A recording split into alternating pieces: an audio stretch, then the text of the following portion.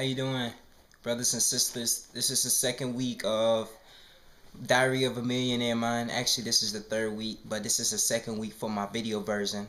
Last week was about Marcus Garvey, so the video will be about Marcus Garvey as well. Now, Marcus Garvey is a great leader, a great activist, a great entrepreneur, a tycoon, a millionaire. I personally believe if he was alive to this day, he would surpass Bill Gates. This guy was this ancestor. He was phenomenal. Was born in Jamaica. He came to the Americas.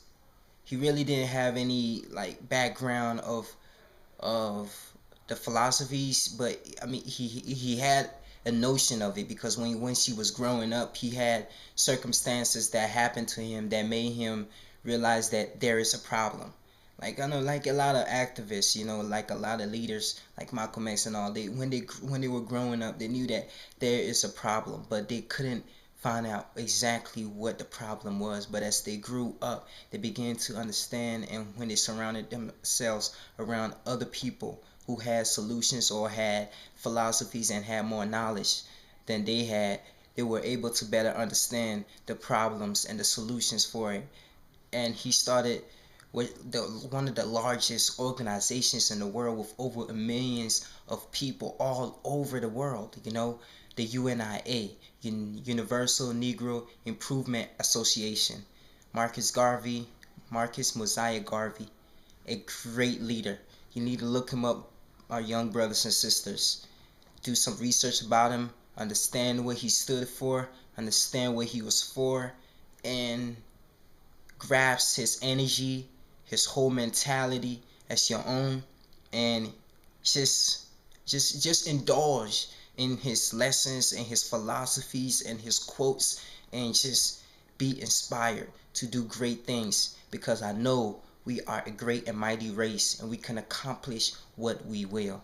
So once again, this is part of the Diary of a Millionaire Mind. This is Kwabena Hannibal Mensah, Sebastian Mensah, Saba, whatever you want to call me, Quab, or whatever you want to call me. Like I said, let's create success. And this is the second week, and we're going to continue this successful road that we are heading. And like I said before, it won't be easy, but this is a word of an inspiration. And I'm happy that I'm doing this.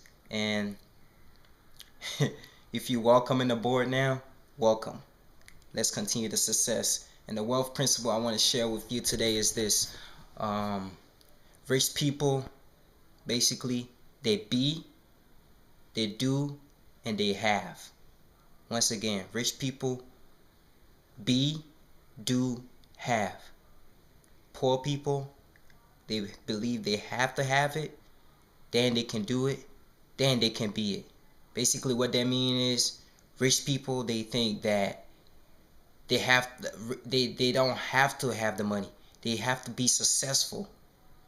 Then they take the action, and then they can have whatever they want, like a lot of money or a lot of love, happiness, and all of that. You have to also think both. You can have both money and love. You don't need to separate the two. You can always have both.